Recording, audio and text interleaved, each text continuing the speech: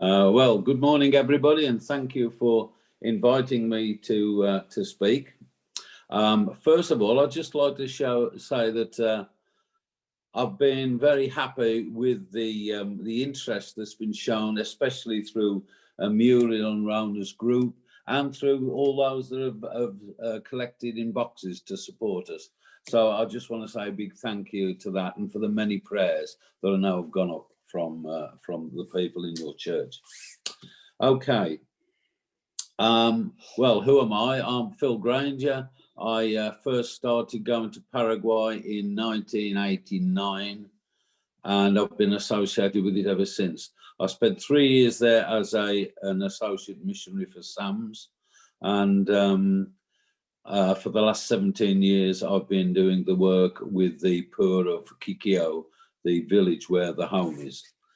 So, okay, well, let's go on to the first slide, please. It's all right, I have to ask for these. Oh, I'm not technologically very good. Okay, slide one. Yeah. So that's the Operation South America that we've been. That's been actually running for, I think, the last 17 years. Yeah, about 17 years. And the people that run the home are these two. This is Oswaldo Ricalde and his wife, Maria Luisa. They're a wonderful couple. They have had a big heart for Paraguay, for the village especially. But we'll talk a bit more about their trials and tribulations later and the good work that they've done. So if we could have the next slide. Okay, here two little twins. Their names are Pamela and Vanessa. At this point, they were 8 years old, and we were asked if we would take them in because their mom left them when they were 2 years old, and they had a 1-year-old brother at the time and a 3-year-old brother. She left, and the father had to try and bring them up himself. And there was a lot of fuss and bother, and he was just not able to do it. His job was a fisherman, and he couldn't take them out on the river with him to fish. So in the end, he said he really needed help, and the police were very concerned about these two little girls. So they asked if we could help. So we decided we'd go and see them and see if the father was okay about them coming to live in the home. And he was. So next picture, please. This is Dad with his two little girls. And for some years, he used to come to the home occasionally and see them. And he's very loving towards them. But he's slowly moved away. And so his wife, who they've tried to get in touch with, has also got another family. And so they were sort of just left with us. Next slide, please. This is the house where they lived, if you can call it living. And could I have the next slide inside, please? This was their dining room, living room. And the kitchen is in the middle of the floor, the fire. And you can see what it was like. Next slide. Yeah, that's the kitchen, that's the cooker. The next one, please. This is the only bed in the house. They all slept in there, 2 brothers, 2 sisters, and Dad. So you can see it was not the best of places. And when we were there, we looked around, there was the only food that we could find in the house was 1 corn cob. Next slide, please. Here they are in the home, having clothes, proper clothes put on. Obviously really happy. There's Maria Luisa sorting clothes out for them. Next one. This was the first and only birthday, well, up to them, that they'd ever had. So it was a special day for them. So we made a cake and put a candle in for 9. That was their 9th and first birthday that they ever celebrated. Next one. Here they are with Dad and 2 brothers. They came obviously to the party as well. So that was great, really, for them all. Next one. Here is a friend of ours, Sam, an English lady. She's now a vicar in Hornchurch, is it? I think it's Hornchurch. She was there as a missionary. She used to come 1 out of every 2 weeks and teach the children. That was her job. She was a teacher. So she was teaching them Spanish because there are 2 languages spoken in Paraguay. Most people speak both. But the other one is Guarani, which is an Indian language. And they call it their heart language, and Spanish their head language. And she was teaching them Spanish because they only spoke Guarani when they came. Next, please. Here they are now. So that was way back, and here they are now, 2 lovely girls who have just finished school or finishing it. And thankfully, we have, due to a friend of ours who is Paraguayan and also on the committee, his family had got an empty flat and in Asuncion, the capital. So it's being done out at the moment. And tomorrow, these 2 girls go to the flat and will live there and study. And there's a church, a local church, and there's a lady there who's in her 40s who's going to be their auntie and live in the flat with them and keep an eye on them and also help them with their education. And we're going to get them into a good school up there so that they will hopefully get the right qualifications to possibly get a time in university. This is what we hope for. So that's Vanessa and Pamela. And they are lovely, lovely, God-loving girls. Next one, please. Okay, we'll get back to the Ricaldis now.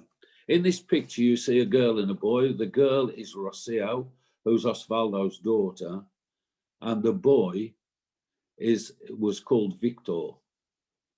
At 11 years of age, Victor died of leukemia. It was a great blow to the family, obviously, and they decided they would replace or try to replace Victor with another son, which they did.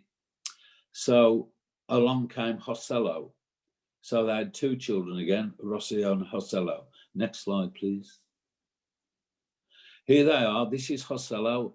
He was about 11, 12 then. His sister, obviously, about 10 years older than him. That's Rocio in the front. And there's Mom and Dad. Next slide, please. This is Joselo. He got leukemia again. They'd lost 1 child, and then the other son got leukemia when he was 22. This is Joselo in hospital in a terrible state. He'd been on a ventilator for some 2 or 3 months. The doctors said to us, Waldo, I'm sorry, this was when he was really, really ill. And they said, we give him about 3 days to live. He won't live any longer than that. And Osvaldo said, it's not your decision when he dies or to think about when he should die. He said, it's God's.